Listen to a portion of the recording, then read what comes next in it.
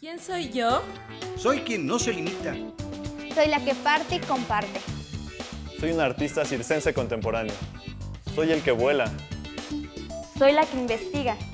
Soy pasión por los animales. I am Nayeli. Je suis mesoamericana.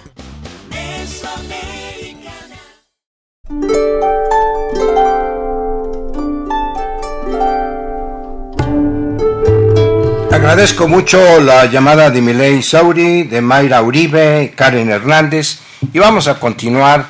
El uso de las TICs ha implicado que abordemos al sujeto y al aprendizaje desde otra perspectiva. Háblanos al respecto. Efectivamente, el uso de las TICs ha generado en la actualidad que los maestros tenemos que recurrir a estas tecnologías. El alumno es 100% digital, es un nativo digital. El alumno tiene la necesidad de tener un teléfono en la mano, de tener una computadora, de utilizar un iPad. Si yo únicamente utilizo mi clase y no utilizo ninguna tecnología, entonces sí el alumno se va a sentir como fuera de su hábitat. Se acabó el PowerPoint, se acabó quizás el cañón y todo esto que usábamos anteriormente. Sí, ya no, ahora tenemos pizarra, sí, todo ya eso, el rotafolio, ya nos tenemos que actualizar, sí, y nos tenemos que ir a las tecnologías. ¿Qué más? Entonces hay que ver al sujeto desde esta perspectiva, ¿no? Entonces estamos hablando de que tenemos enfrente de nosotros un sujeto que es 100% digital, lo tengo que meter a la parte de la web, lo tengo que meter a que trabaje colaborativamente, que empiece a integrarse, que trabaje desde su casa, ya no necesariamente el alumno tiene que estar en el salón de clases para aprender. El aprendizaje aquí se va a potencializar porque hay muchísimas cosas que se pueden hacer a través de todas estas TICs que tenemos. El alumno puede incrementar su aprendizaje ampliamente. Entonces, no únicamente centrarnos en las cuatro paredes, ¿no? Como antiguamente, que yo llegaba y este es mi salón y este es mi espacio y aquí doy la clase. No, o sea, todo lo que yo digo va a tener repercusión afuera. Entonces, necesito que el alumno forzosamente haga y contribuya con todo esto, ¿no? Que está generando estas TICs. Sí, son las tareas que yo estoy dejando. Por favor, háblanos del aprendizaje colaborativo de las TICs. El aprendizaje definitivamente tiene que ser colaborativo. No podemos concebir el aprendizaje que si no es colaborativo. Tenemos que hacer que nuestros alumnos se integren, trabajen todos, y ahora con esta maravilla de las TICs yo puedo estar en mi casa y alguien puede estar en Cuba, en Estados Unidos, trabajando colaborativamente con el mismo tema o en un mismo documento. Entonces yo puedo trabajar en un documento en Google Docs, entonces yo puedo hacer ediciones y las puedo ver lo que mi compañero al mismo tiempo está haciendo. Podemos trabajar en una plataforma virtual y desde esta plataforma yo puedo hacer contribuciones. Entonces todo eso va enriqueciendo no solo al docente, sino a todos los integrantes de la clase. Pero obviamente el docente es aquel que tiene que hacer esto, lo tiene que organizar desde que se hace una planeación didáctica para que todo esto se involucre y pueda generarse un aprendizaje colaborativo. Y yo le apuesto al aprendizaje colaborativo. Muchos de los proyectos que yo hago con mis alumnos trabajamos colaborativamente. Ellos se integran, lo trabajamos a través de plataformas o a través de documentos compartidos, y entonces acrecentamos el aprendizaje y obviamente yo aprendo y ellos aprenden, y es como les gusta trabajar. Tenemos una llamada, está el escritor Joe Barcala. Adelante, mi querido Joe. A sus órdenes, doctor Salvador. Aquí estoy pues escuchando muy atento lo que están comentando, y bueno, yo tuve precisamente la experiencia de trabajar con el aprendizaje colaborativo y bueno, pues aparte de que, como dice tu invitado, uno aprende mucho más con lo que los mismos muchachos van investigando. De lo que se trata, porque no he escuchado que ya se haya comentado, es que se le deje una pequeña tarea dentro del mismo salón de clase o como él comentaba, pues a través de las tecnologías en diferentes lugares del mundo, pero que se haga una en común y que se investigue ahí mismo o que se trabaje con algunas preguntas, y de ese modo ellos van obteniendo algún resultado del conocimiento y lo van comentando con el resto del grupo. Entonces esto enriquece pero un montón, es realmente cuando vamos asimilando más el conocimiento. Fíjate que nada más ya para concluir mi comentario, el maestro aprende más porque cuando se enseña se aprende más. Entonces los alumnos, cuando ellos obtienen tienen algún conocimiento a través de una pequeña investigación, lo tienen que exponer al resto del grupo y entonces se les fija mucho más el conocimiento a través de la exposición.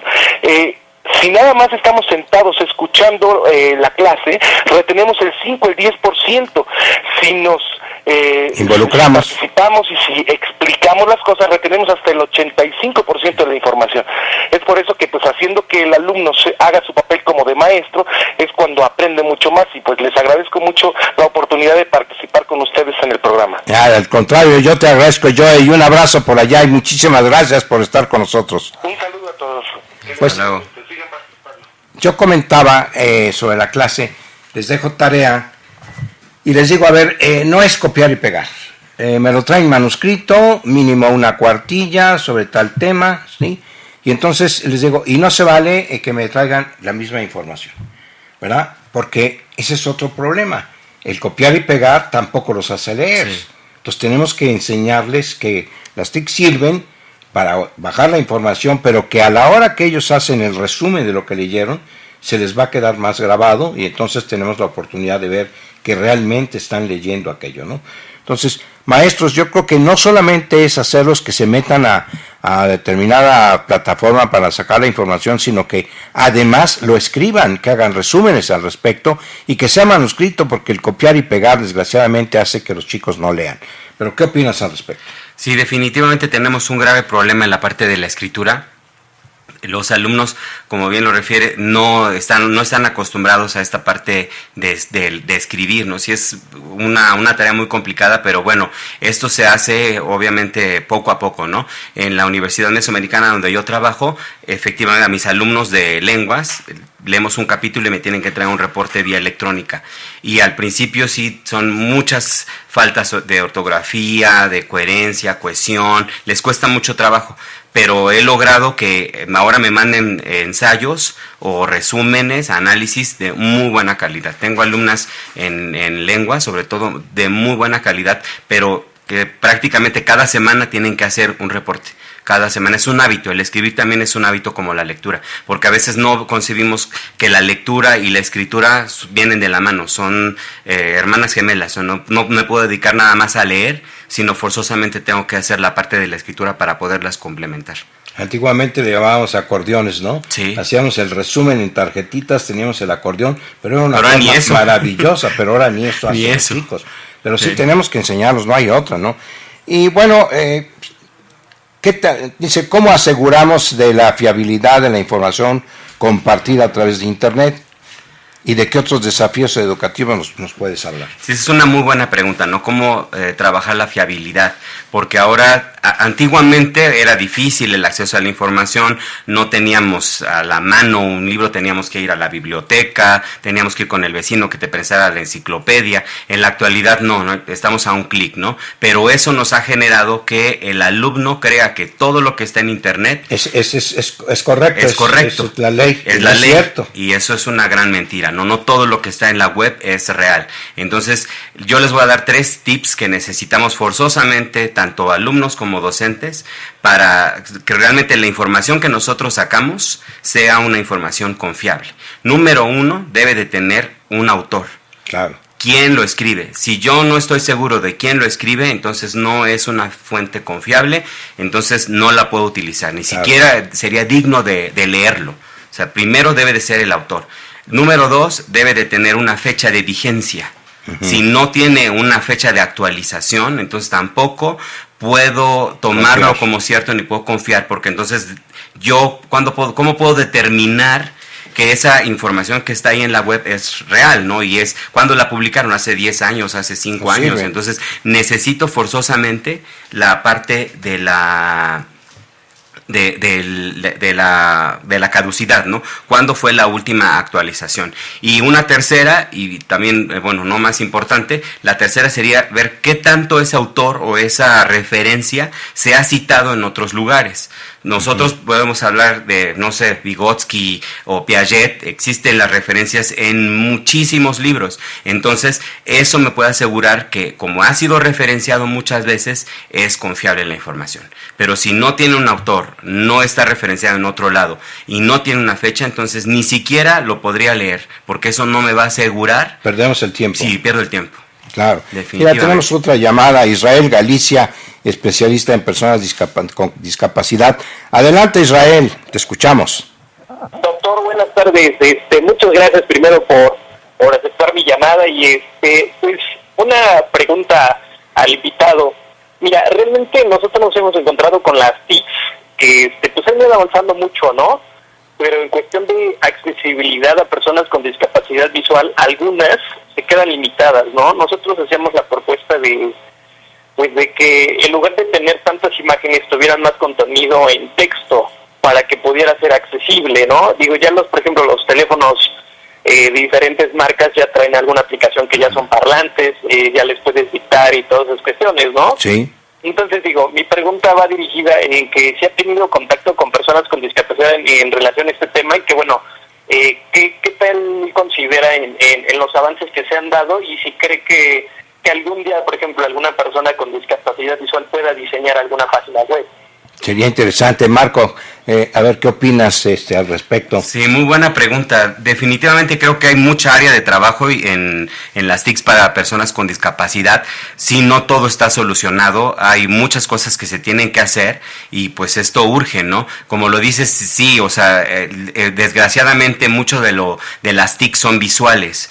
Apenas están haciendo rediseño de muchas aplicaciones para que ya se puedan hacer audibles, pero sí hay un grave problema y una grave limitante, ¿no? Que prácticamente no pensamos en las personas que tienen discapacidad y las TICs prácticamente están diseñadas para personas que pueden ver, ¿no? Y oír. Oler, sí. Entonces, sí, pues estamos pendientes y vamos a echarle ganas por ahí, mi querido Israel, porque de alguna manera también tenemos que estar pendientes de las personas que tienen alguna discapacidad, sobre todo la visual, porque yo creo que muy pronto tendrá que ser audible todo este tipo de situaciones que tienen las TICs. Un abrazo por allá, Israel. Muchas gracias. Creo que ya había colgado. Muchísimas gracias. Buen día. Bueno, pues adelante, seguimos platicando. ¿Qué más nos puedes platicar al respecto, mi querido? Algo que se me olvidó comentarle a él. Yo soy maestro de inglés y hace como 5 años diseñé un programa para personas invidentes. Ajá. Cómo aprender inglés, ¿no? Porque sí es muy difícil esta parte, bueno, me viene a la mente, ¿no? De que una persona que no es invidente, ¿cómo puede aprender inglés si no hay ninguna escuela? Entonces hace como 5 años desarrollé un material para personas invidentes y bueno, es muy interesante, sí tuve contacto, algo me preguntó esta persona que nos llamó, sí. Y es muy interesante conocer personas con discapacidad, son personas maravillosas, sí. Que nosotros que estamos completos no valoramos todo lo que tenemos y ellos con ciertas limitaciones pueden hacer maravillas. Y bueno, si cualquier cosa me puede llamar y alguien que conozca personas discapacitadas para... Pues ahí tienes la respuesta, Israel Galicia. Vamos a continuar, nos vamos a ir al corte y regresamos para el último tramo de este programa que se me va como dulce en la boca.